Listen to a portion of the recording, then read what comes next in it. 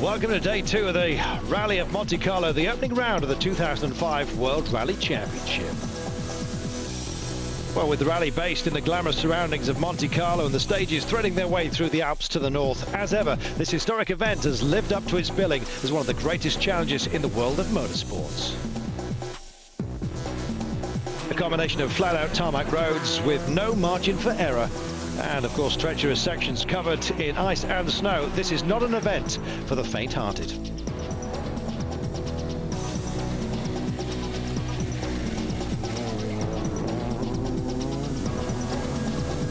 Yes, with the biggest and most competitive driver lineup for years, the season opener was a long-anticipated event. A frustrating opening day for the returning Skoda team, with both cars stalling at the start line. Armin Schwartz's pace had been hampered by mechanical gremlins, while a faulty handbrake led to a spin for the new boy, Alex Bengay. Mitsubishi also had a mixed start to their WRC return. Ari Rovanpera had struggled on his least favourite surface, while local boy Gilles Panizzi was frustrated with a safety harness introduced for the new season. Big, look! Despite the discomfort, the Frenchman was at least running in a point-scoring position. And the youthful driver lineup out forward for the 2005 season. Czech driver Roman Kresta was off the pace on day 1. There's been an impressive start to Tony Gardemeister's Ford career, running as high as 4th and thriving on the tricky conditions. Solberg's bad run at this event showed no sign of improving on the opening day of this year's Monte.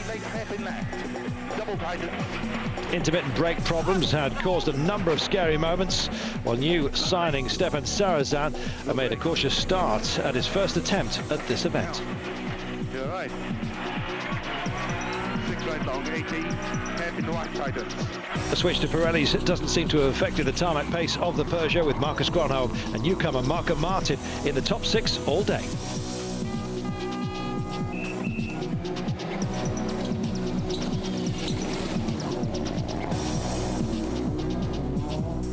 And French rivals and reigning champions Citroën living an almost perfect start to the defence of their driver and manufacturer's titles. Despite a spin, their own new boy Francois Deval was only bettered by an imperious Sébastien Loeb. Yes, not to be outdone by his teammate, the Frenchman had a spin of his own, but the man who has won the last 2 Monte Carlo rallies is looking good to make it a hat-trick of victories. After the 4 stages of day 1, Citroën are once again the team to beat. The best of the rest, Marcus Gronholm, is just over a minute off the pace. The first challenge of the second morning is the 32-kilometre Stage 5. Skoda's number 1, Armin Schwartz, begins the day determined to improve on his lowly 15th position. The German has a reputation for being hard on brakes, and with such high speeds and tight corners on this event, this is not good news for Schwartz. Brakes on fire at the end of special stage 5. Armin, what's going on in there? I have no idea. I have to look. What I say? I think it's the brake cooling. I think you might be right. Subaru's new signing, Stefan Sarazan, has been slow getting to grips with his new car. Yes, his first corner spin will cost more precious seconds. With his engine running at high temperatures, the Frenchman is losing concentration and unable to find a good rhythm. En 2 ou en 3, de 70 ferme dur, 20 mètres, droite 80 course s'ouvre et referme 70 léger. Sarazan 14th in special stage 5, a minute and 6 down. Et gauche 70 bref s'ouvre, Yes, dropping another position to 10th overall. 30 mètres, frein gauche 72 ferme, dans droite 70 s'ouvre. 30 mètres. Droite 70 s'ouvre, 30 mètres, gauche 72, ferme rouge. Well, despite a wealth of local experience, he lives in Monaco and was born 3 kilometres away. Gilles Panizzi, best results on the Monte, it's 6th. Yes, the Frenchman needs all of his ability to control the car through the icy section and is still being restricted by the new hands neck support system, which has now come loose. Even so, he's still in the points scoring spot, 4th on the stage. He's the fastest time for a Pirelli runner. Panizzi is now 7th overall, but he's not a happy man. I know. Gilles, it looks from the splits that you've had this morning that you've caught Didier. Yeah, I drove the end of the stage not in 100% concentrated because I lost the... It's no good, for me it's no good. Pelle Solberg has been locked in a battle with Tony Gardemeister for 4th since the rally began. Norwegian will hope that his mysterious brake problems of the previous day are behind him, with extra parts being flown in from the UK. To gravel, early 5 right, 50, slow 6 left plus, to ice maybe, early 2 right minus. Opens 80 over kinks, 6 right plus to damp, 5 left plus, 60, double caution, 6 right plus, half long, keep in, 30, ice, 2 left plus, ice. Solberg 5th on special stage 5, dropping 27 seconds. Opens long, tightens, 1 plus, okay. Well, the Finnish driver has taken no time at all to get used to the new car, and his new employees at Ford will be delighted with his performance so far.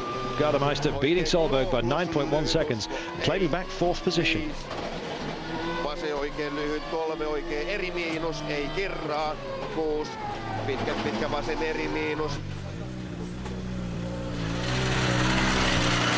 This stage was very tricky, but because there wasn't real ice, but there was, thin ice everywhere, not everywhere, but many places, and I was a bit scared on those places, but everything felt okay. Car felt perfectly, and it's okay. Gardemeister's compatriot Marcus Gronholm is using all of the road to make up some time on the flying Citroën drivers. His 3rd place should secure, yes, but could he make an impression on the leaders? Big question. Tony Gardemeister's the time to beat, and you haven't managed to, have you, Marcus? Sorry? You've not managed to beat Tony? No. I was maybe a little bit too hard tired, so I was a little bit scared to attack. Francois Deval is next on stage, and the next to sample the frozen conditions. The youngest driver in the World Championship will need to be at his best if he's to stand any chance of catching his teammate Sebastian Loeb. The world champion went for the safety first option of a softer tyre, and it would appear to be a wise decision. Despite the slippery conditions, Loeb has utter faith in his ice notes, and he's quickest on special stage 5. He's now won all but one of the stages. His lead now up to nearly 38 seconds. 50 mètres, gauche 60 plus montard, 80 mètres, droite 90 plus, sur gauche 20, épingle mini-neige spectateur. Droite 90 plus, sur gauche 20, épingle mini-neige. Et droite 80 long.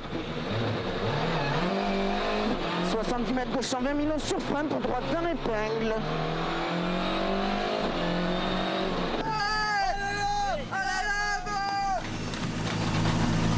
Sebastian Loeb, fastest stage time on the 1st stage of the morning.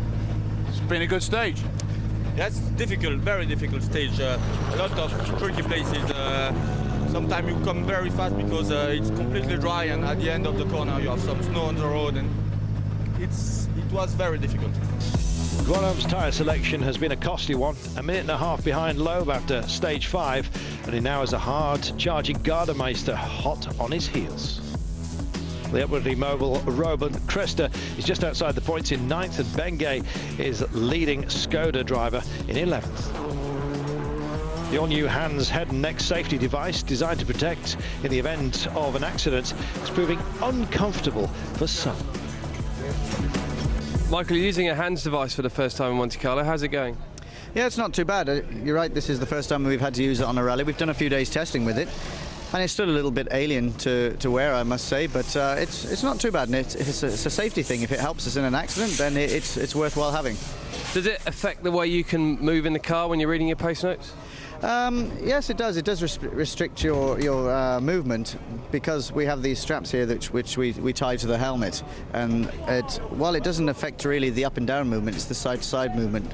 So if in a side impact, then really it would stop your head being severe whipped over to the side, and in forward impacts it actually, with this slides with you, and it stops the whiplash effect, because when you come back against the hands instead of flying back to the seat. So I think it will be good.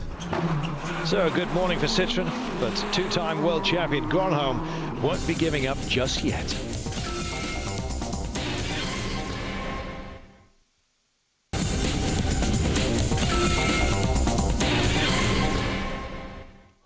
Welcome back to day 2 of the Rally Monte Carlo, where stage 6 is about to get underway.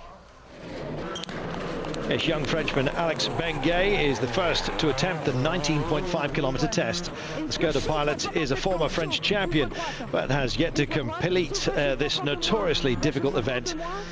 His time set is an impressive one, as Alex looks to break into the top 10. In fact, Benguet is quickest of Special Stage 6, his first quickest time ever in WRC. Well, the man who beats Benguet to last year's French Rally Championship is Stéphane Sarrazin, the ex-Formula 1 driver, 99 Brazil GP with Minardi, you may remember, is more than comfortable driving at high speeds on tarmac, but he has little experience of driving on ice.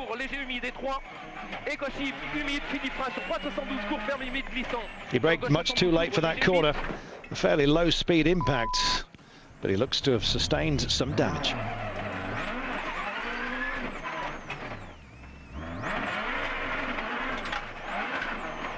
Well, from the lack of control Stéphane has, could be a broken steering arm.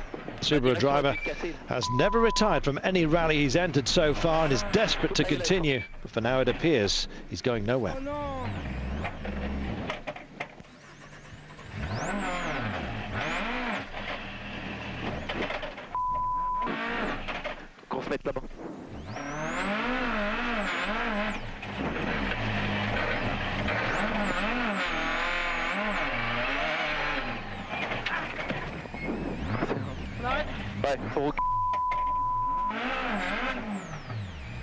Situation looking absolutely hopeless.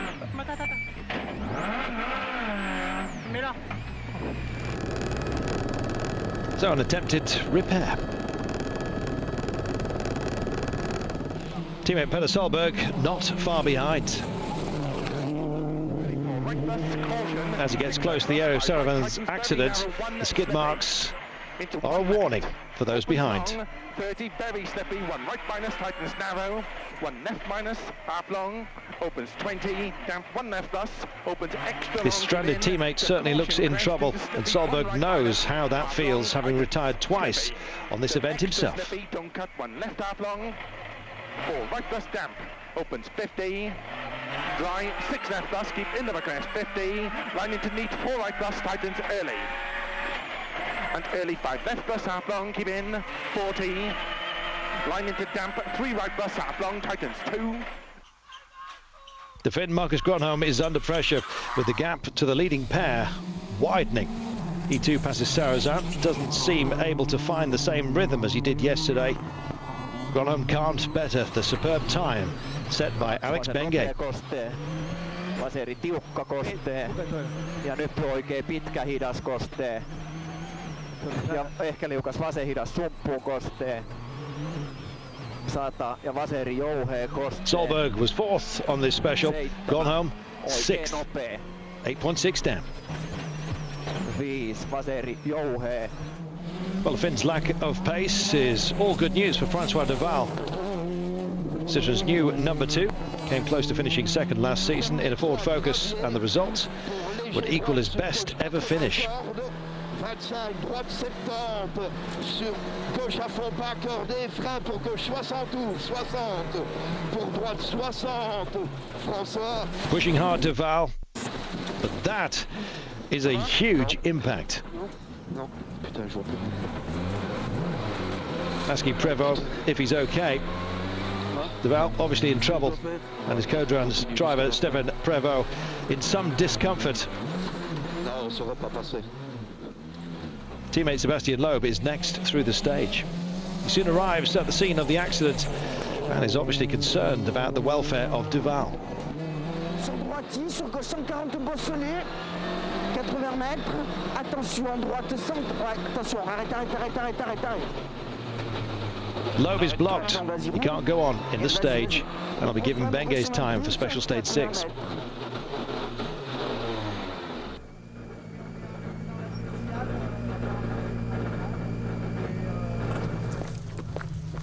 Well, the Belgian has hit a concrete telegraph pole, and it's the end of the rally for the Citroën driver after a fantastic performance on the first day. Co-driver Stéphane Prévost has a damaged leg, taken to hospital as a precaution. The broken telegraph pole lying across the road, the stage will have to be abandoned. Francois, we can see what's happened. It's the end to a encouraging rally for you. Yeah, it's a good start. Just on the braking, the road is a little bit bumpy. Directly after the braking, it's impossible to control the car. The car is going directly off on the road. I touch the pylon. So all changed then after a dramatic stage 6 with Duval's retirement. Everyone gains a position, with Gronholm taking over that vacant second place. With Loeb and Duval not setting a time, Alex Benguet claims his first stage, and the Skoda man is now up to 9th.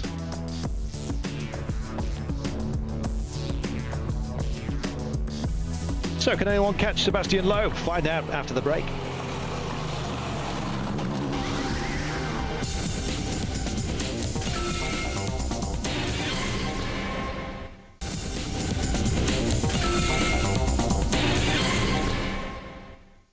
It's been a dramatic afternoon on the second day of the Rally Monte Carlo. Alex Benguet has begun to find his feet in his first rally for the Skoda team. His first fastest time through the previous stage proved the Czech manufacturer was right and wise to hire this tarmac expert. It's been an indication of how hard he's trying to impress, and in spite of his mistake, his time once again impressive. Unfortunately, Benguet will have had a bad end to the day, breaking a wheel in the last stage of the day. He was able to end special stage 10, but unable to get back to service park, but the car will probably be repaired tomorrow. He will restart thanks to Super Rally rules, but will get a 5-minute penalty for his trouble. Well, following Francois Duval's accident, Peter Solberg is up to 4th on the leaderboard. Not a bad position for a man with a notoriously bad track record on this event.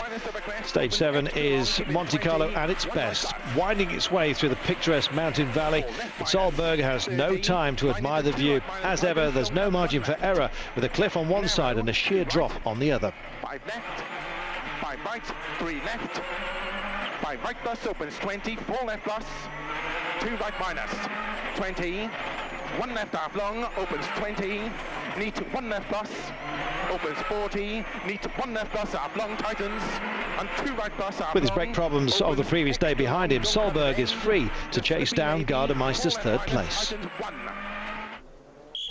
Well, the Finn came into the stage less than 10 seconds ahead of the 2003 world champion.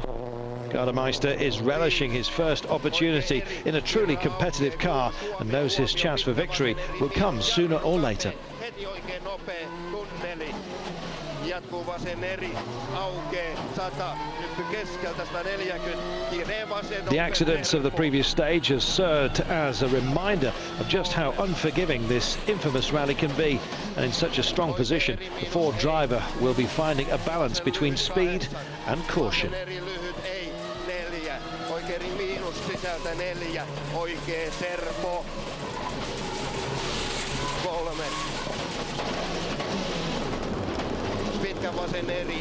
For now, his 3rd place is safe.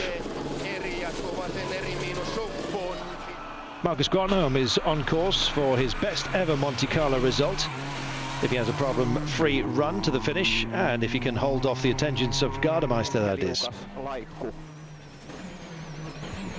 The Finn knows that barring a miracle, he is unlikely to catch rally leader Sebastian Loeb.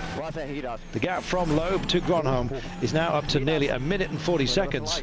Unless Loeb has a disaster, Gronholm will have to wait a little longer for his first win of 2005. Tosi hidas. 5 ja oikein nopea. 4. Vasen hidas.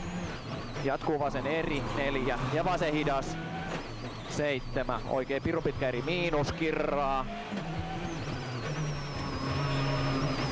Oikein eri jouhee. Ja vasen eri tiukka suppuu talo. 8. Oikein eri jouhee ahdas. 8. Vasen nopea. Well, Armin Schwarz's concerns are a little less grand. It has been a rally to forget for Skoda's #1 driver, currently languishing down in 13th. One slow, spectator. 30, left 4, 60, left 54, opens minus 60. And things about to get an awful lot worse.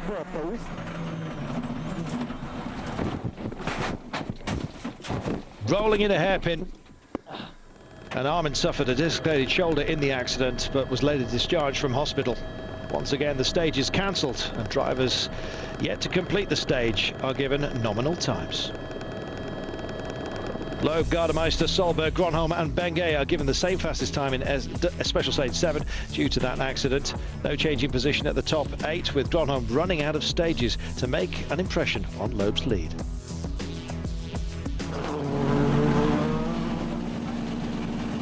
Stefan, disappointment for you. What happened? I have big understeer in one slow corner, and I touched the barrier, metallic barrier, and I broken something my steering arm, and after it was finished. So we repaired the car, but it was too late. Sebastian, a disappointing end to your teammates' rally. Yes, sure. But it's the race. The rally is difficult, and it was a tricky place where he made a mistake. But so it's like this. It happens. So now we have to continue and try not to make the same. Marcus, some big incidents this afternoon, but you stayed out of trouble. Yeah, we had no problem. Yeah, but there was some accidents, and it's not so nice. Why was that? Was the surface particularly tricky? I don't know what happened exactly to Francois, but Armin, there where it happened, it was really awful, the road. After a delay of almost an hour following the earlier incidents, the final 2 stages got underway. The battle to watch continues to be that for 3rd place between Ford's Tony Gardemeister and Subaru's Petter Solberg. On stage 8, he's closed to within 4 seconds of his rival. On the last stage of the day, Ford driver is 3rd fastest and will go into the last overnight stop with the advantage, but with Solberg still breathing down his neck, just 9.2 seconds behind.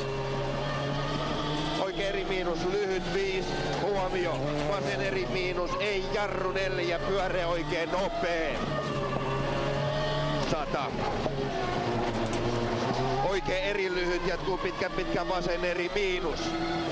100. With a huge lead to his closest rival, the reigning champion is free to back off over the final stages. And Panizzi surprises everybody by setting his first fastest stage time for the Japanese manufacturer on stage 8 and passes Marco Martin for 5th in the process. Gilles Panizzi has been keeping Mitsubishi represented in the leading group since the beginning of the rally. The development of the Lancer over the winter is now clear to see. Panizzi is 2nd on special stage 9. You have finished the stage? Thank you, Hervé, thank you. So with 1 day remaining, Loeb is looking untouchable, while the battles for 2nd, 3rd and 4th look set to go right down to the wire. Well, Tony, can you hold Petter Solberg off? We will see. I think we will try tomorrow, and then especially in morning we should go quite fast, and then we will see. Marcus, you're in 2nd place still, but it's been the end of a very, very difficult day for many people. Yeah, it was a difficult day for many people today, and it was not not so nice that it was so many retirements, so there is not so many cars left, but okay, for us it's still the same. We are trying to finish. Sebastian, you're in a very, very strong position now, and victory looks pretty certain tomorrow. It's never certain. In rallying, it can happen a lot of things, but sure, the position is very good. The gap is very important now with the second, which is Carlo. So my target for tomorrow is just to stay on the road, to be very careful when it's some ice or some snow on the road, and try to finish the race. A dramatic and incident-filled day, though, day 2 on the Rally Monte Carlo. Day 3 promises to be just as exciting. Join me, Carlton Kirby, tomorrow for all the action. See you then.